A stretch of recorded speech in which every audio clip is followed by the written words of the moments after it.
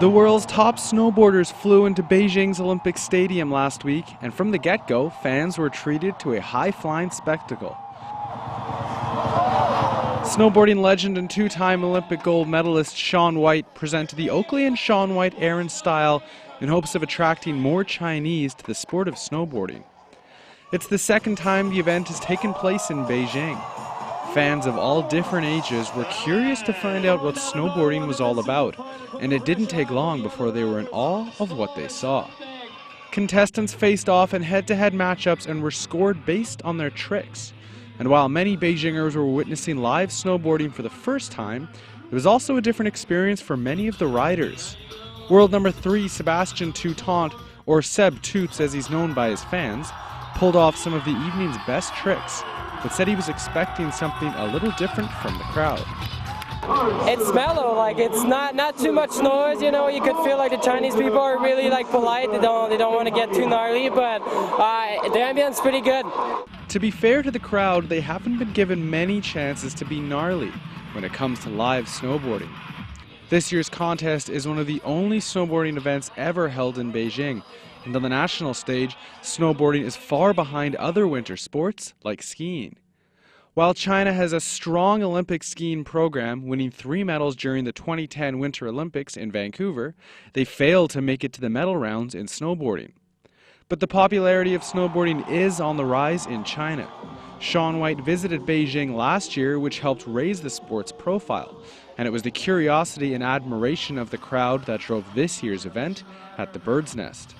Fans watched in amazement as some riders literally put their bodies on the line. Shaun isn't actually contending in the 2011 Shaun Aaron style, but he is here as an ambassador to the sport of snowboarding. Where in China, it really is growing, and as you can see, the fans back here, they're quite excited for what's going on. I think it's too high. If I stand here, I think it's, oh, I can do this. I think it's too amazing. I can miss my mother. Yeah, she thinks they are so great. I will come again if they come back in Beijing. As the evening came to an end and the number of riders dwindled from 24 to 4, the crowd's spirit and enthusiasm for snowboarding continued to rise.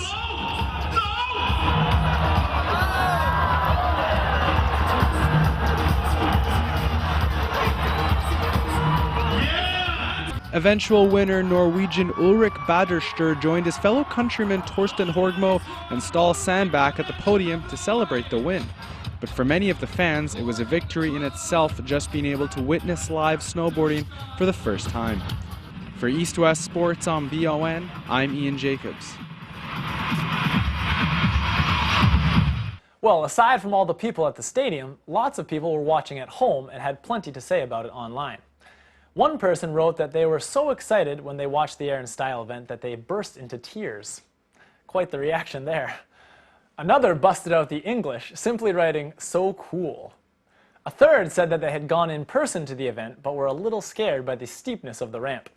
And another commenter said they met Shaun and told him they were worried about the slow development of the snowboarding industry because over in Japan, the audience at events like these is about 30 times larger, and most of the fans really know their sport. And a final comment again spoke about the empty seats and thought it was a waste of manpower and money, asking why it isn't inspiring more people to take up the sport. The person goes on to say that events like these in the past have been produced by unprofessional people who know nothing about snowboarding, but simply do it for the money. Quite a range of comments there, and BON's Ian Jacobs now joins me in the studio. Ian, so we heard some positive comments and some not so positive comments. Was that really representative from what you saw in the stadium? Not really. I mean, the fans that were there, the atmosphere was great. A little different from what we saw at the Tennis Open a few weeks ago, but this time the fans were really into it, and it was genuinely curiosity which drove the entire event. There weren't that many fans there. In comparison, the Bird's Nest is massive, so they weren't going to sell the entire thing out. But the fans that were there were really into it. They were curious to see what these snowboarders had, and they were just genuinely interested in the sport. Now, one thing that I have heard is that some people were complaining that there were no Chinese contestants participating in the event. Do you think that detracted at all from the viewer's experience? Not at all, and I don't buy that at all.